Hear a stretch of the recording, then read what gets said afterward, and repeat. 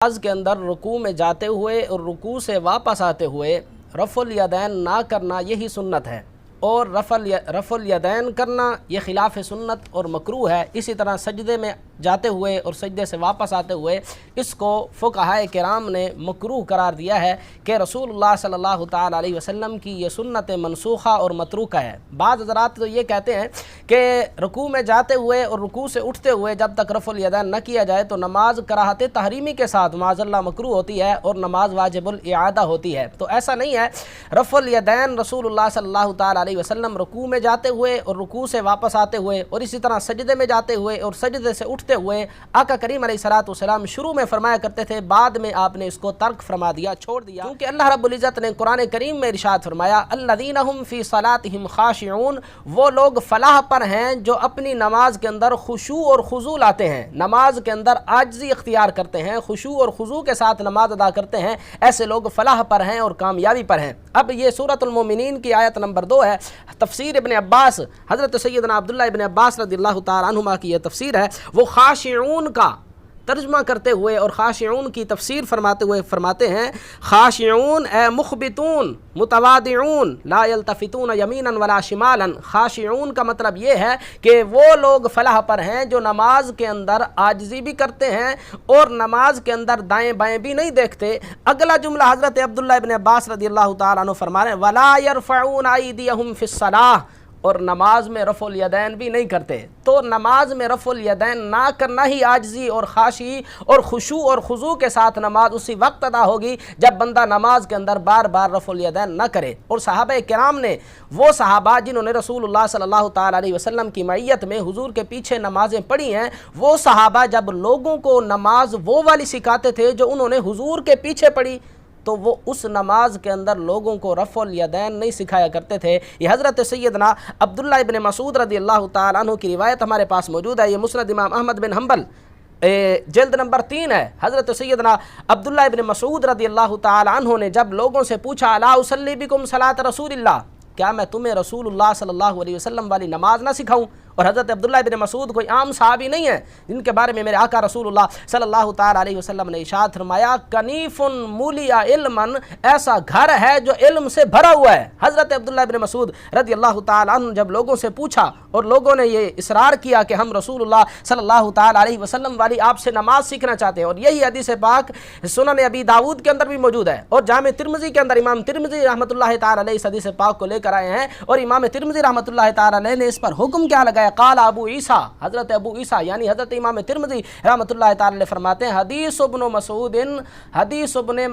हज़रत अब्दुल्लाह इब्न मसूद रज़ियल्लाहु ताला अन्हु की रिवायत जो है हदीसुन हसनुन, हदीस हसन है। और याद रखें, हदीस हसन जो है काबिल हुज्जियत होती है, उससे दलील पकड़ना, हुज्जत लेना ये जायज़ और रवा होता है। देखें, हज़रत सैयदना अब्दुल्लाह इब्न मसूद रज़ियल्लाहु ताला ने फरमाया, अला उसल्ली बिकुम सलात रसूलिल्लाह, क्या मैं तुम्हें रसूलुल्लाह सल्लल्लाहु अलैहि वसल्लम वाली नमाज ना पढ़ाऊँ? तो लोगों ने कहा पढ़ाएं। तो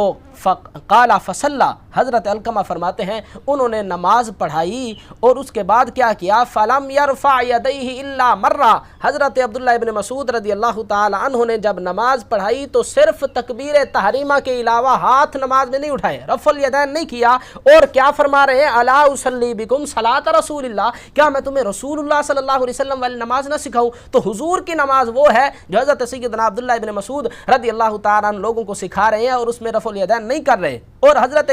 इमाम तिर्मिज़ी रहमतुल्लाह ताला अलैह जामे तिर्मिज़ी के अंदर एक आगे प्यारा जुमला लिखते हैं, फरमाते हैं, वाबिही यक़ूलु गैरु वाहिदिन मिन अहलिल इल्मी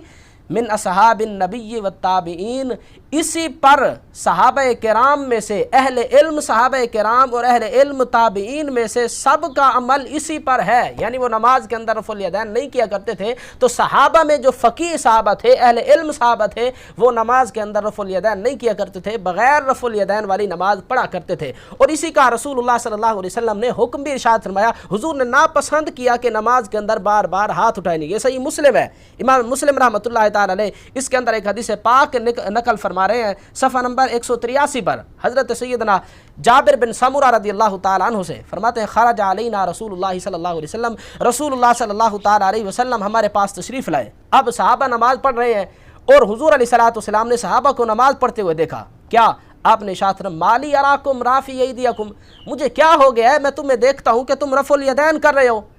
اور حضور نے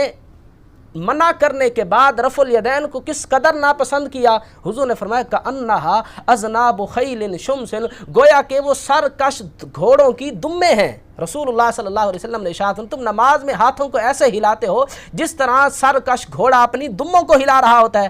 حضور علیہ السلام نے آگے حکم ارشاد فرمایا اسکنوا فی الصلاۃ، نماز کے اندر سکونت اختیار کیا کرو، نماز کے اندر رفع الیدین نہ کیا کرو. یہ رسول اللہ صلی اللہ تعالی علیہ وسلم کا اپنا فرمان ہے، اور آقا کریم علیہ السلام اس چیز کو پسند نہیں فرمایا کرتے تھے کہ نماز کے اندر کوئی شخص بار بار ہاتھ اٹھائے اور اس کی عاجزی کے اندر، اس کے خشوع اور خضوع کے اندر کوئی فرق آئے. تو رسول اللہ صلی اللہ تعالی علیہ وسلم کے جو صحابہ تھے وہ بھی لوگوں کو رفع الیدین سے منع کیا کرتے تھے، رفع الیدین نماز کے لیے نہیں سکھاتے تھے، اور رسول اللہ صلی اللہ تعالی علیہ وسلم خود آپ آقا کریم علیہ السلام نے بھی اس چیز سے منع فرمایا ہے. اور اگلی بات،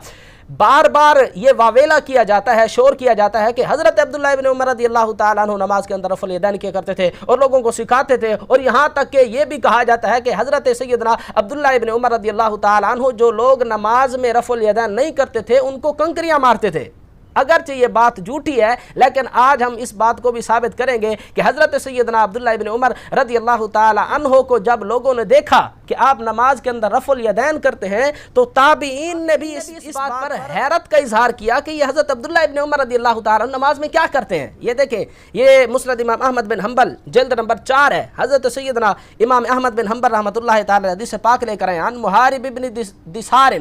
حضرت محارب بن دثار رحمۃ اللہ تعالی علیہ تابعی ہیں. یہ فرماتے ہیں رأیت ابن عمر، میں نے حضرت عبداللہ ابن عمر کو دیکھا، رفع یدیہ کلما رکع و کلما رفع رأسہ من الرکوع، جب رکوع میں جاتے تھے، رکوع سے آتے تھے تو رفع الیدین کرتے تھے. تو اب ایک تابعی ہیں جس نے دیگر صحابہ کرام کے پیچھے بھی نمازیں پڑھی ہیں اور حضرت عبداللہ ابن عمر کو وہ عجیب حالت میں دیکھ رہے ہیں،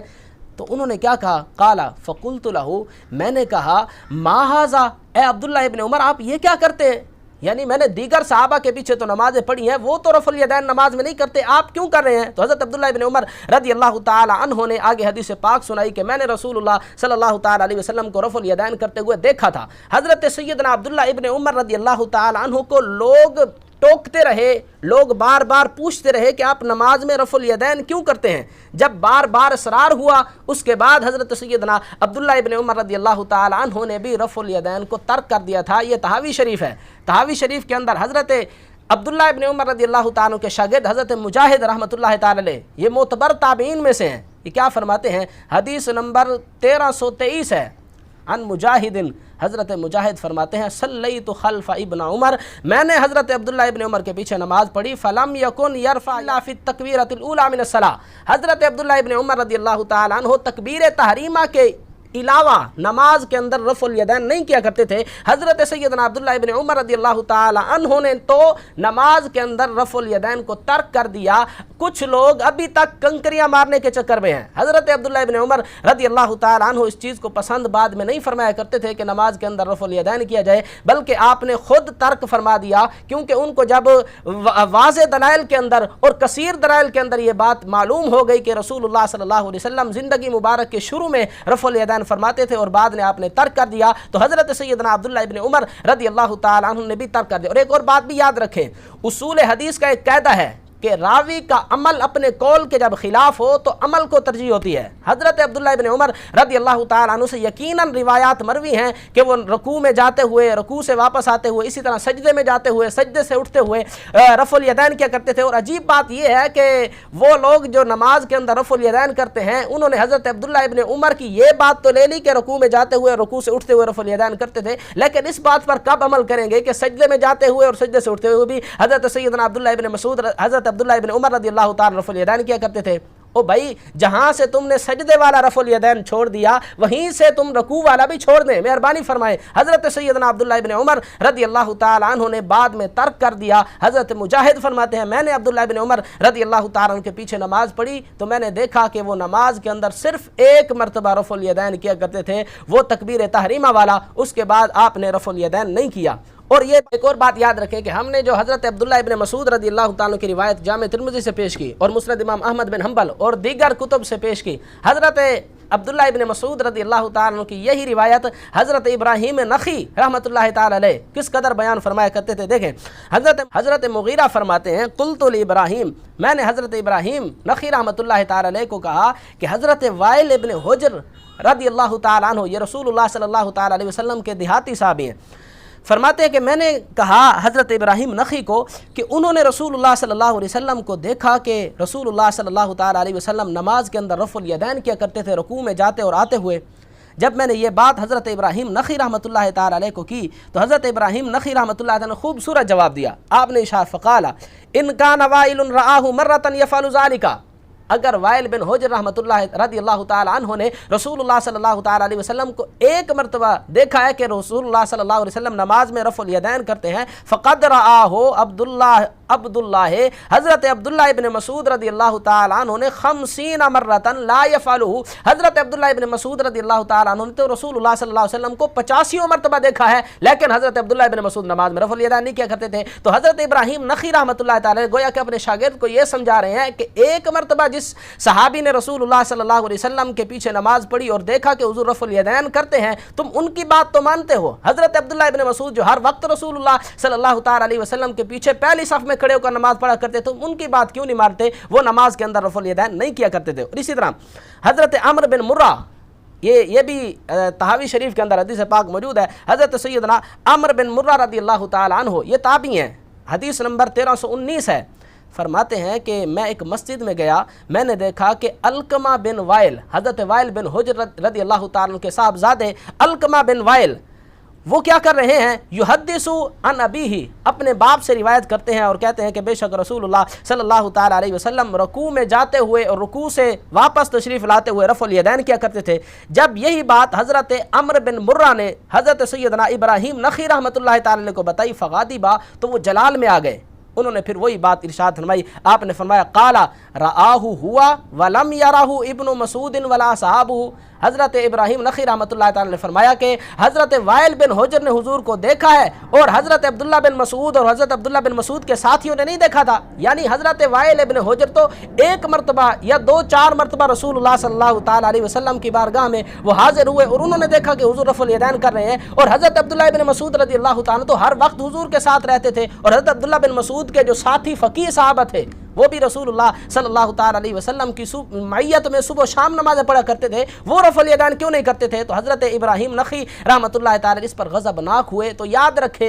تابعین ہوں یا صحابہ کرام ہوں، وہ رفع الیدین کو پسند نہیں کیا کرتے تھے، بلکہ ان کا عمل یہی تھا کہ رسول اللہ صلی اللہ تعالیٰ علیہ وسلم کی جو نماز مبارک تھی وہ حضور علیہ الصلوۃ والسلام نماز کے اندر رفع الیدین نہیں فرمایا کرتے تھے، کیونکہ اسی کے اندر زیادہ عاجزی اور خشوع اور خضوع ہے. یہاں پر ایک حضرت سیدنا عمر بن خطاب رضی اللہ تعالیٰ عنہ فارق حق و باطل اور جن کے سائے سے شیطان بھی بھاگتا ہے، وہ ان کا عمل طرز عمل یہاں پر طحاوی شریف کے اندر موجود ہے. حدیث نمبر 1329 ہے. حضرت اسود فرماتے ہیں قال رأیت عمر بن الخطاب، میں نے حضرت عمر بن خطاب رضی اللہ تعالیٰ عنہ کو دیکھا، یرفع یدیہ فی اول تکبیرۃ ثم لا یعود. حضرت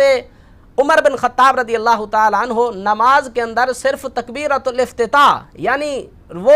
تکبیر تحریمہ جو نماز کو شروع کرتے وقت اس میں ہاتھ اٹھائے جاتے ہیں، حضرت سیدنا عمر بن خطاب رضی اللہ تعالیٰ عنہ صرف تکبیر تحریمہ کے اندر ہاتھ اٹھاتے تھے، اس کے علاوہ نماز کے اندر آپ ہاتھ نہیں اٹھاتے تھے، رفع الیدین نہیں فرماتے تھے. تو اس بات سے یہ تمام دلائل سے آج ثابت ہو گیا کہ نماز کے اندر رفع الیدین کرنا یہ سنت متروکہ ہے، خلاف سنت ہے، مکروہ ہے. وہی نماز قابل قبول ہے، اسی نماز پر زیادہ اجر و ثواب ملے گا جو رسول اللہ صلی اللہ تعالیٰ علیہ وسلم جیسی نماز ہوگی. اور وہ نماز حضرت سیدنا عبداللہ ابن مسعود رضی اللہ تعالیٰ لوگوں کو سکھایا کرتے تھے، الا اصلی بکم صلاۃ رسول اللہ صلی اللہ تعالیٰ علیہ وسلم، کیا میں تمہیں رسول اللہ صلی اللہ علیہ وسلم والی نماز نہ سکھاؤں؟ یہ فرما کر جب نماز سکھاتے تھے تو رفع الیدین رکوع اور سجود والا آپ نہیں فرماتے تھے. اور حضرت عبداللہ ابن مسعود کے بارے میں میرے آقا رسول اللہ صلی اللہ علیہ وسلم نے ارشاد فرمایا